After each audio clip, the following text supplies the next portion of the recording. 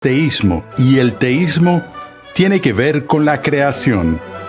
Algunos ateos han defendido que el universo se creó a sí mismo, aunque tal argumento es ilógico y acientífico. Otros sostienen que el universo es eterno. Muchos se han refugiado en el relativismo y afirman que la verdad puede ser contradictoria. Acompáñame al salón de clases a escuchar al Dr. R.C. Sproul mientras analiza críticamente este relativismo y explica por qué es fatal no solo para la ciencia y la teología, sino para el propio conocimiento. Hasta ahora hemos visto en nuestras sesiones de cosmología que el gran debate entre el ateísmo y el teísmo tiene que ver con el tema de la creación. Y gran parte de la discusión que trata con los argumentos de hoy entre los exponentes de la ciencia y los exponentes de la teología se centra en este tema de la creación. Ya hemos visto que el principio axiomático de toda filosofía, y creo que debería serlo para toda ciencia, es la frase ex nihilo nihil fit. De la nada, nada viene. Y expliqué anteriormente que si algo existe ahora, entonces siempre tuvo que haber algo en la realidad, o de lo contrario nada existiría hoy. Lo dije antes de una manera contraria cuando mencioné si alguna vez hubo un momento en que no hubo nada, absolutamente nada, ¿qué podría haber ahora? Absolutamente nada. A menos que algo tuviera el poder de crearse a sí mismo. Algo tuviera la capacidad de lo que llamamos autocreación. Que si aplicas las reglas de la lógica, el lado formal y deductivo del método científico a este concepto, vemos que no solo es ilógico, sino no científico. Para que algo se crea a sí mismo, tendría que antecederse a sí mismo, tendría que ser antes de realmente venir a ser, tendría que ser y no ser al mismo tiempo, en el mismo sentido. Algo así como nuestro universo, que viene a existir por una explosión, de lo cual me reí en nuestra última sesión. Ahora, como mencioné también antes, no todos los que niegan la creación se retiran a algún concepto de autocreación. Hay quienes abogan por un universo eterno. Y no voy a tratar ese tema aquí debido a las limitaciones de tiempo que tenemos y porque el debate general en nuestros días no es entre aquellos que hablan del universo con un comienzo y aquellos que argumentan que es eterno, porque el punto de vista dominante es la cosmología del Big Bang, que habla de un punto de origen hace unos 15 a 18 mil millones de años. Estuve participando en algunos diálogos y correspondencia con Carl Sagan sobre este tema hace unos años y le hice la pregunta obvia que va con la cosmología del Big Bang: si por toda la eternidad, toda la materia y toda la energía se comprimieran en un punto infinitesimal de singularidad y luego un viernes por la tarde a las 3 explotara, con lo que empezó la expansión del universo a partir de esta explosión, hice la pregunta: ¿qué causó la explosión? ¿Qué había antes del punto de singularidad? Porque si este punto de singularidad era eternamente inerte, ¿cuál es la fuerza externa que actúa repentinamente sobre eso que causó la mutación, que causó la explosión? Y Carl respondió diciendo que no sentía la necesidad de explorar nada más allá de ese primer momento de amanecer de la creación o de hacer preguntas al respecto. Y eso me sorprendió porque dije que la tarea de la ciencia y la filosofía, volviendo a Platón, es salvar los fenómenos. Y lo que eso significa es encontrar una causa suficiente, adecuada y una causa eficiente para lo que es. Ahora la pregunta más antigua de la ciencia es la pregunta: ¿por qué hay algo allí en lugar de nada? Porque lo único que sabemos con certeza es que no somos nada. Ahora, como dije, la mayoría de aquellos que niegan la creación y un creador se retiran a algún punto de vista para explicar el origen del universo, que es una forma u otra de lo que llamamos autocreación. Y hemos visto que la idea de la autocreación es analíticamente falsa, es decir, es lógicamente irracional. Así que el problema que tienen los defensores de esto es justificar una tesis o una premisa que es obviamente irracional por algún tipo de argumento. Y el argumento generalmente procede sobre la base de uno de dos procesos distintos. Aquellos que conocen la filosofía argumentan que no tenemos que atribuir una causa antecedente a un efecto porque David Hume, en su crítica de la causalidad, aniquiló toda la idea de causa y efecto. Voy a dedicar una sesión aparte para esa pregunta. La otra que ha atraído a más y más personas en nuestros días, en especial en la comunidad científica, es que la física cuántica, y particularmente que el principio de indeterminación de Heisenberg, ha establecido ahora científicamente la posibilidad de la autocreación, la posibilidad de que algo venga espontáneamente de la nada. Esto, en los primeros días de la experimentación de la física cuántica, provocó un debate muy animado entre dos gigantes internacionales en el campo de la física, Niels Bohr de Copenhague y Albert Einstein. Permítanme hablarles un poco sobre Niels Bohr. Niels Bohr tenía un escudo de armas familiar. Y la cresta del escudo de armas tenía esta frase latina escrita en él. Se escribe contraria, C-O-N, contraria sunt complementa. Contraria sunt complementa. ¿Qué significa eso en lenguaje sencillo? El lema de la familia era este: los opuestos se complementan. En lógica tenemos la regla de lo que se llama la imposibilidad de lo contrario, que básicamente descansa sobre la ley fundamental de toda ciencia, el principio de no contradicción, de que algo no puede ser y no ser al mismo tiempo y en el mismo sentido. Es decir, algo no puede ser y tener su ser contradictorio al mismo tiempo y en la misma relación. Esto es lo que Niels Bohr dijo: una gran verdad es aquella cuyo contrario también es una verdad. Es decir, no cualquier verdad, una gran verdad. Es una verdad cuya contradicción es igualmente verdadera. Amigos, eso no es simplemente el fin de la filosofía o el fin de la teología. Ese es el fin del conocimiento, es el fin de la ciencia. Es fatal, no solo para la física newtoniana, es fatal para Einstein y es fatal para el mismo Bohr. Carl Sagan tiene un comentario interesante sobre esta declaración que hizo Niels Bohr. Sagan dice: si esta afirmación fuera cierta, sus consecuencias podrían ser al menos un poco peligrosas. Creo que, aunque aprecio la crítica de Sagan a Bohr en este instante, su crítica debería inscribirse en el libro de récord Guinness por ser la mayor subestimación de toda la historia. Si esto es cierto, puede ser al menos un poco peligroso.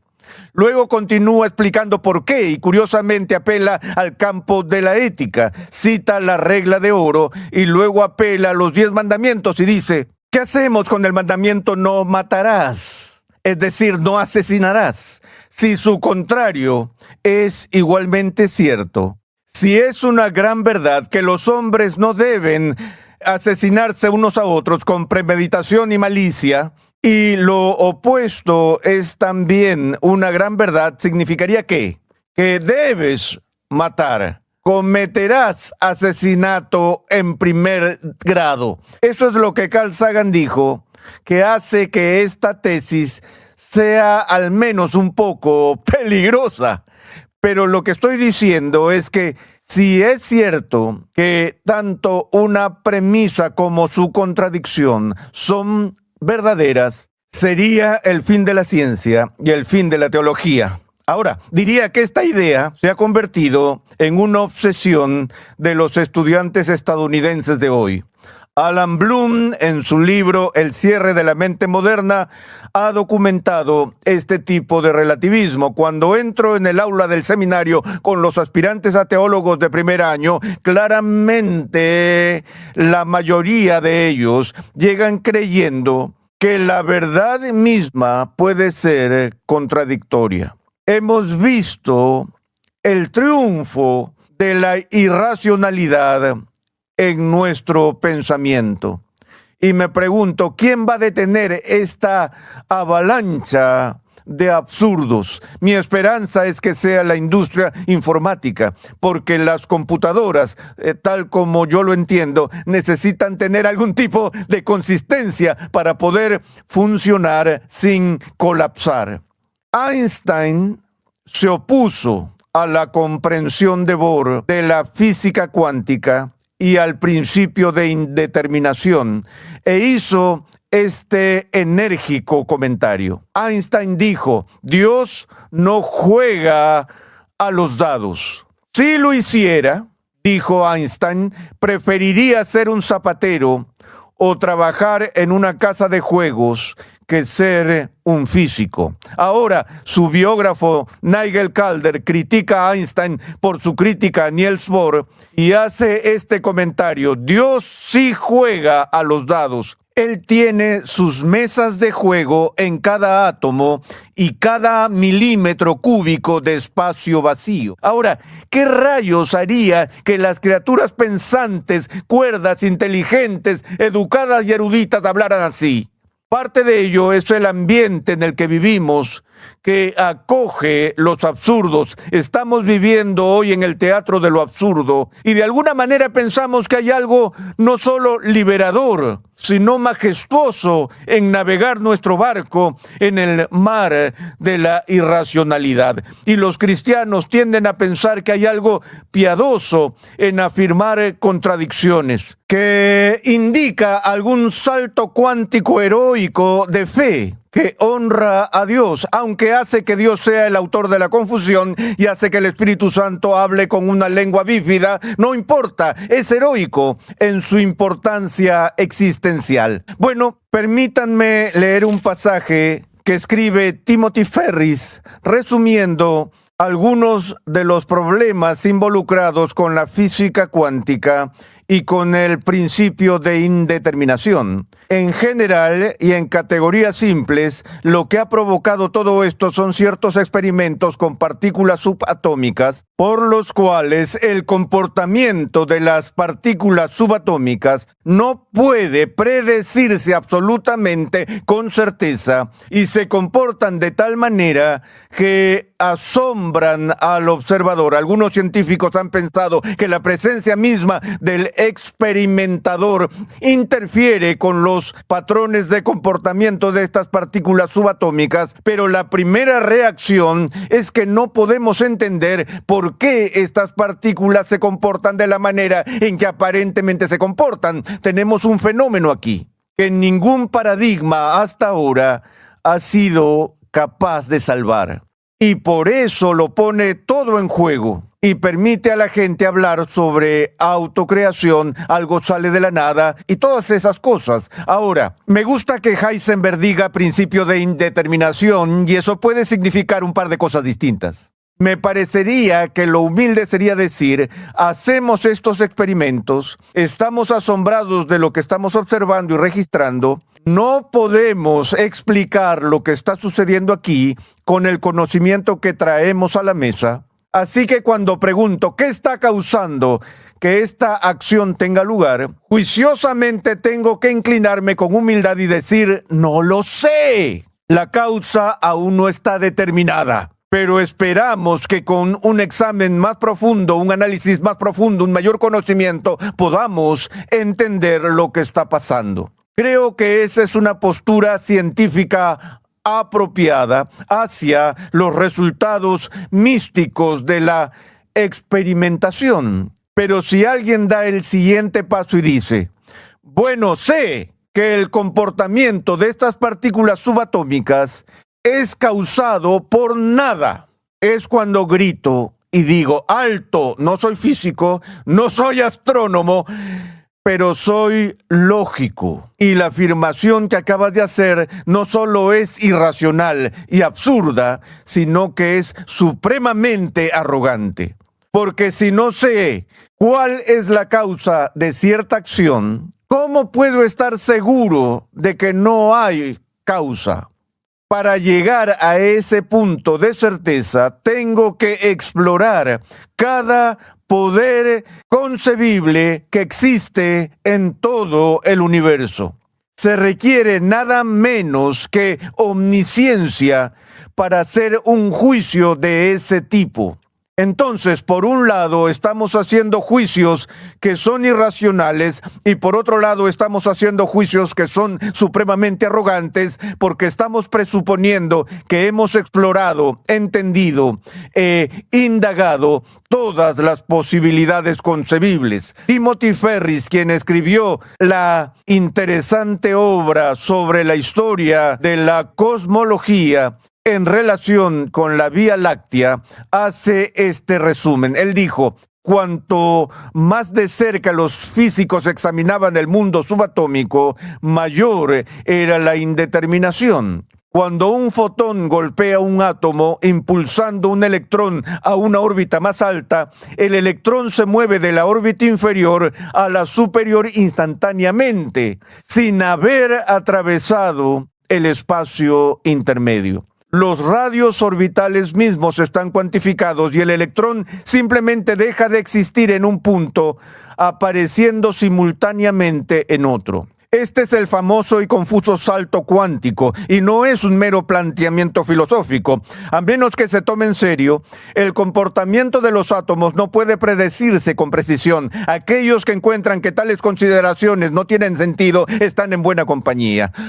Me alegro por esta última declaración. Me da un poco de alivio, porque encuentro que la declaración no hace sentido en absoluto. Ahora, ¿cuál es mi problema? Una vez más, mi problema no es con los datos. Mi problema no es con el experimento. Mi problema es con las inferencias que la gente extrae de y la forma en que lo articulan. El hecho de que una persona tenga un doctorado en física no hace que esa persona sea automáticamente un experto en precisión lingüística. Por un lado, leemos aquí, en este salto cuántico, que un electrón simplemente deja de existir en un punto, apareciendo simultáneamente en otro. Analicemos eso. Este electrón que se mueve rápidamente deja de existir en un punto. Quiero que me observes. Aquí estoy. Si puedes observarme o imaginarme, si no puedes, estoy parado en un punto en particular y me voy a mover. Ahora cuando me muevo, ¿dejo de existir? No, todavía hay una continuidad en mi existencia, pero ¿dejo de existir en el punto donde estaba? Sí, ya no estoy allí. Me moví. Y decir que una partícula subatómica deja de existir en el punto donde estaba, ¿qué tiene de asombroso eso? Obviamente, Ferris quiere decir algo mucho más profundo que eso, porque eso sería cierto en cualquier forma de movimiento de cualquier cuerpo. Pero lo que dice parece dejar de existir y al mismo tiempo, simultáneamente, volver a existir. Ahí hay un pensamiento profundo. Algo deja de ser exactamente en el mismo momento en que comienza a ser de nuevo. Eso es creación ex nihilo, con venganza. Esto es una violación de la ley de no contradicción con una venganza. Si eso dice, ¡boom!, esta cosa está apareciendo por todas partes y no puedo entender por qué desaparece aquí y de repente reaparece allá sin atravesar el espacio intermedio. Ahora tenemos cosas materiales que se mueven del punto A al punto B sin atravesar jamás el espacio. Hay una manera de hacer eso. Es la forma que sugiere Timothy Ferris. Deja de existir A y aparece de nuevo en B. Y si eso es lo que está sucediendo, voy a reconocer que esa es una posibilidad, pero requiere energía creativa para hacerlo. Eso sería el mayor argumento para la existencia de Dios que podría tener. Si tienes algo que deja de existir y, ya sabes, pero de nuevo, es simultáneo. ¿Cómo sabes que lo que reaparece al mismo tiempo que desaparece es lo mismo que desapareció?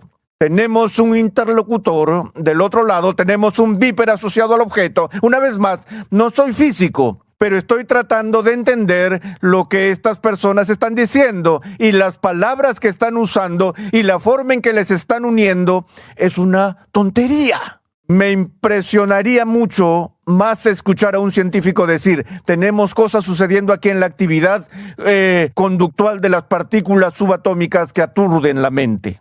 Parece, que solo use la palabra parece, que simplemente use la palabra aparenta, parece a simple vista, que estas cosas se mueven de un lugar a otro sin atravesar el espacio intermedio. Sabemos que no puede ser, pero parece que sí. Tenemos una ciencia juiciosa en acción y ahora nos enfrentamos a un verdadero enigma que realmente servirá de incentivo y estímulo, estoy convencido, para un mayor logro científico y un mayor progreso científico.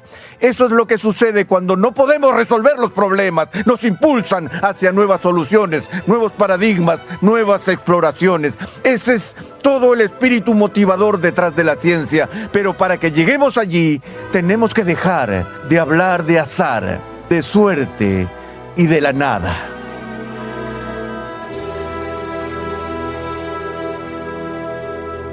Gracias por sintonizar Renovando tu Mente con el Dr. R.C. Sproul.